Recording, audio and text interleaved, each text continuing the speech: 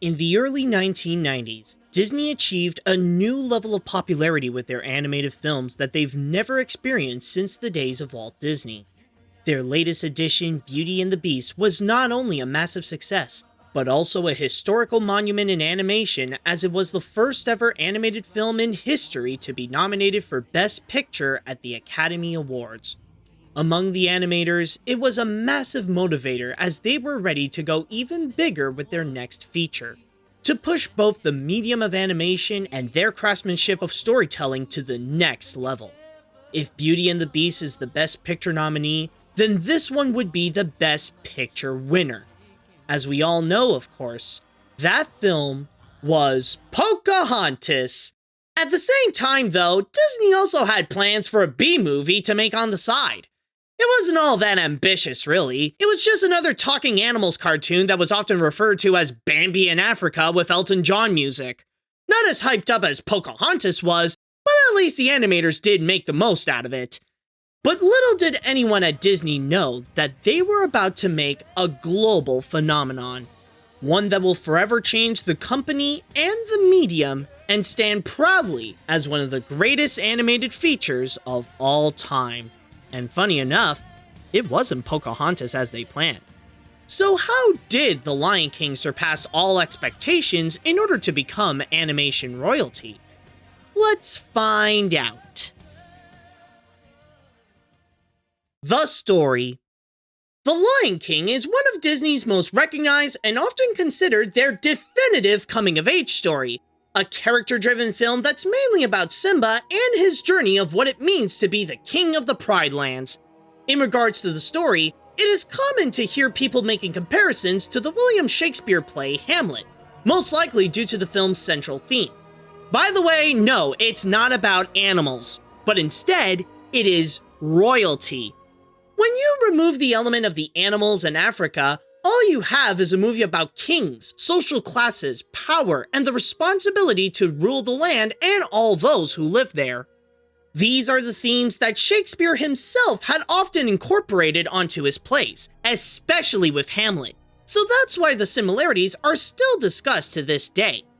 But back onto The Lion King itself, the theme of royalty is what powers this film to give itself a sense that everything happening feels grand and should be taken seriously. Well, not necessarily all the time, as it does make room for some comedy in order to give audiences a good time. For other moments, though, it plays with the viewer's emotions to have them more invested in the events of the scenes and to elevate the tone to present the gravitas of the situation.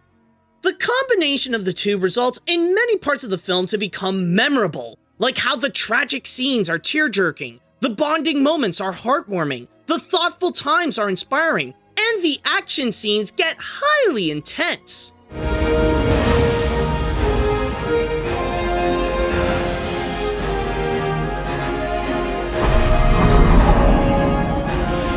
It also helps a lot when the film delivers a powerful start in order to immediately grab audiences' attention, to really set the mood of what's to come, resulting in one of the most iconic openings in an animated film. Also, as a movie about royalty, it also gives out a message about taking responsibility, that you can't hide from your troubles in order to solve them, and the only way to fix your problems is to confront them head on to ultimately make things right. I know there are many ways to interpret this, but in a way, the film is about destiny. How Simba is always meant to be the true king, and even when he tried to hide for many years, he can't escape what is the right thing to do. The story puts emphasis on the king element to give the scenes a sense of power in order to have the film be as engaging and impactful as it can be. The animation. The best way to describe the movie's animation is that it uses 80% realism to present the visuals. Maybe I'm wrong with that estimate, but we can all agree that the animation mostly keeps itself real. With the realistic element, the most prominent is with the character animation, especially with the lions and most of the other animals, where the animators pay careful attention to the anatomy to make their movements feel as smooth and genuine as possible in order to present the cast not as animated characters, but more as their respective animal. Another factor that plays a lot in the realism is the backgrounds that surround the characters. The Pride Lands is shown as both very large and extremely open to present the plains of Africa, but also can have several sectors that are different from each other, like the dark and dangerous elephant graveyard, the vast oasis where Timon and Pumbaa live, and Rafiki's little hut. There's a sense of wonder in the Pride Lands because it's a place that can easily be real, but remarkable how it was completely untouched by human hands. The sun will set on my time here, and will rise with you as the new king. And this'll all be mine? Everything. Everything the light touches. But then there is the other 20%, and that one is to say that as real as it tries to be, there are elements that still understand that this is an animated musical. While it does do its best to be respectful to represent the African environment and the animals that inhabit it, it is not afraid to get into its cartoon side and get animated in order to properly tell its story. While some move realistically, others' character animation like Zazu and Timon act more like cartoons in order to achieve their comedic style. But when it comes to all the characters, their design is a great representation of the 80% realism theory. Most of their anatomy is correct, but their faces are altered in order to have some human features, allowing it to be much easier to read their facial expressions. Another element that takes advantage of the animation aspect is the use of color. That actually plays a big part in setting the tone of the scene, where the good is depicted with lively, natural colors, while the evil and the dark parts is shown with the saturation reduced to make things more gray and dead. But when it comes to the musical numbers, that's when the colors completely burst out to be as vibrant as possible and to be a visual spectacle, and making the most out of their characters to have them be completely dynamic. With the way everything looks and the way everything comes to life, along with a subtle use of computer animation for the wildebeest stampede, it's one of the finest examples of animal animation and Disney animation. The characters. It's very rare that an animated film would have a prominently large cast, yet each character would later become highly memorable in their own right. That's because they are all carefully crafted in order to serve a purpose to both contribute to the story and help out the protagonist on his path of becoming the one true king. Speaking of which, let's begin by talking about the Lion King himself, Simba. As I've stated before, the movie is character-driven, where the main driving force is the character arc of Simba, showing his path of growing up from being a reckless kid that's excited to be king so that he could do whatever he wants, to understanding his responsibilities and do what's best not just for himself, but for everyone around him as well. That element of seeing Simba grow up is also a key part in having audiences emotionally invested in the movie, as the film takes its time for people to know Simba both as a kid that acts brave yet still has a lot to learn, and as an adult that must confront his past so that he can truly be brave, which ends up having him feel both complex, relatable, and sometimes even inspiring. I guess even kings get scared, huh? But you know what? I think those hyenas were even scarier. Among Simba's friends and family include Mufasa, his tough but wise and good-hearted dad that teaches him the ways of being king, Rafiki, an eccentric shaman baboon, and Nala, who is his longtime friend and later love interest who has to wake him up to reality. He also has some friends that play as the comic reliefs, which their comedy might require a certain taste. Like, it wouldn't be hard to imagine if some might end up rubbing people the wrong way. They include Zazu, the strict advisor of the king that often gets himself screwed over, and Timon and Pumbaa, a wisecracking meerkat and a kind-hearted bumbling warthog that presents Simba a new carefree life. But on the side of the Forbidden Lands, there is the villain of the feature, Scar. With his henchmen of goofy hyenas, Scar is more brain than brawn that is filled with jealousy that his brother and his nephew stand in his way of claiming the throne of the Pride Lands. At times can be viewed as a little whiny, it's his calm and sinister nature, while also being very manipulative, is what makes him a threatening and very effective villain who is capable of getting things his way. As they all play a part in Simba's life, the characters all end up becoming legends in their own right. The songs.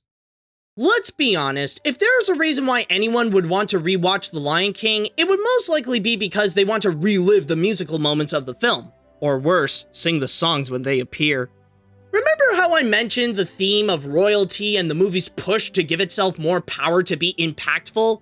An integral piece of that is with both the songs and the score. With the musical numbers provided by Tim Rice and Elton John, they help emphasize the mood of the feature and serve to either help the story or the characters.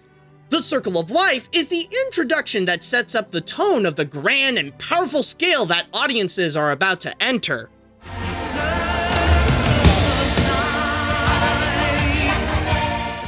Can You Feel the Love Tonight may seem like your typical love song, but it actually has layers that love is obviously there, but the potential couple doesn't fully know it yet and doesn't even know if they're ready for it.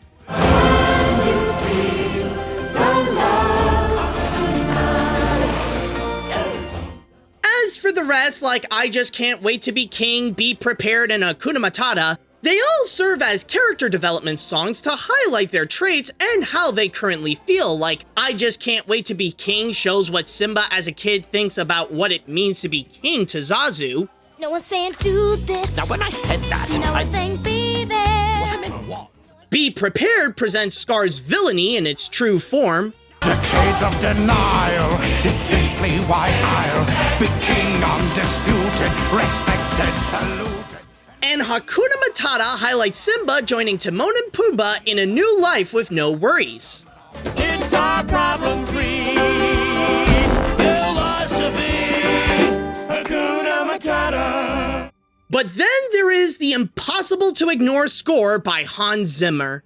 With a blend of traditional African music and a powerful orchestra, the music helps add that majestic touch to make the scenes feel not only significant, but to also resonate how it is an important moment in Simba's life.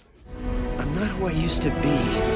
Remember who you are. You are my son, and the one true king. The Lion King wouldn't be where it is today without the songs, and they help give the film its identity and plenty of reasons to have it be so memorable.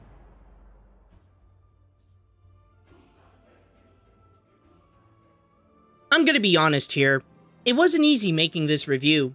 It was often hard to find the right words to describe my feelings when watching the film because there was always a part of me that wondered, is there a point for me to make this review? This is one of the most impactful animated features ever created that's beloved by millions around the world. What hasn't been said about this movie to describe it as a masterpiece? The Lion King is one of Disney's greatest achievements in animation and proof that the medium is capable of making what can often be referred to as one of the best movies in cinema history. With its strong and engaging story, truly beautiful animation, well-crafted and memorable characters, and an unforgettable soundtrack, they result in the film to easily win audiences over to become a pop culture icon. This is one of those films that you have to watch in order to at least function in modern culture, and it's the kind of film that can still have its power regardless of how many times you watch it. I don't even need to make a recommendation. I say it's always a great idea to watch this movie. Regardless if it has King in its title, this is animation royalty. So of course it gets the AniMat's seal of approval, but most importantly, it is one of Disney's best and animation's best.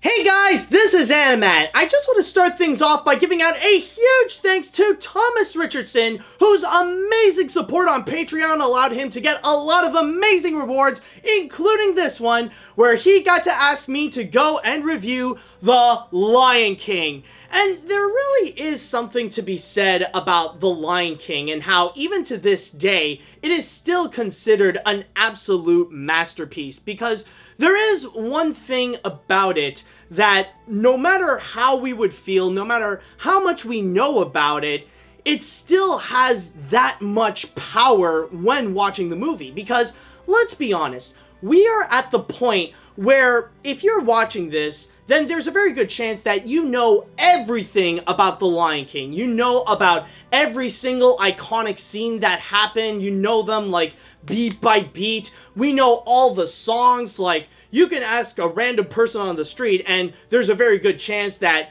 he'll know how to sing like every single word of like Hakuna Matata, The Circle of Life, or even Can You Feel the Love Tonight, or even like with The Circle of Life, they can even sing like all the African chants. Like, that's how much there are people out there who just adore The Lion King. Like, they know literally everything about it, and we know everything that would happen. We know everything that's going on in The Lion King, and often, like, we would make fun of some of the scenes as well. We would parody it, we would see memes of it. Like, there are times when we would also look back and poke fun of some of the little quirks that the movie would have. And yet, despite knowing all of that, whenever we would watch the movie, no matter how many times we would, rather it be our first time or rather it be like our 100th time, then that is the point where we would see it, and even though those scenes would happen, and even though we know what will happen, they still leave a powerful impact. They still leave that same strong emotional connection that we see to have us connect with characters like Simba, or to have us connect with the Pride Lands, or to have us connect with the music. That's how you know The Lion King is a timeless classic and a timeless masterpiece, where no matter how much we know about this movie, like beat by beat, second after second, no matter how many times we know about everything that is going on, whenever we would watch it, it still leaves a powerful impact, and we still feel strongly emotionally connected to this movie. And I think that is the beauty of The Lion King, and that is the true power of this movie. And that's how you can tell that this is an absolute masterpiece that no matter how many years to come, and like even right now, like after decades, it is still considered one of the greatest animated features ever made. So, with that said and done, it is now time that we shall go and move on to the next review, in which it will be a Patreon request brought to us by Ryan Walterson. So I just want to go and start things off by saying that if you guys would like to be like Thomas and Ryan, and you would like to go and support my work and getting some amazing rewards, including but not limited to watching my videos before anyone else, then all you have to do is go to patreon.com/animat. But at the same time, if you guys would like to suggest an animated film you would like me to review and I would put onto the animation hat, then all you have to do is just write me an email at animatsreviews@gmail.com. So, with that said and done, the one question remaining is, what is it that Ryan has asked me to go and review? Well, unfortunately, this is going to be the moment where we will have to say goodbye to The Lion King. And, I mean, I've had such a blast not only reviewing the movie, but also especially watching the movie as well. You know, it is going to be sad to, you know, say goodbye to Simba, Timon, Pumbaa, and all those characters. I've had a blast with them by doing this. And also, what does make it sad as well is that I know, like, whatever I would be reviewing after The Lion King, it will be a downgrade, but this is going to be a very significant downgrade, where I have to leave the jungle and then go back to the woods, where we gotta meet up with our old friends, Elliot and Boog.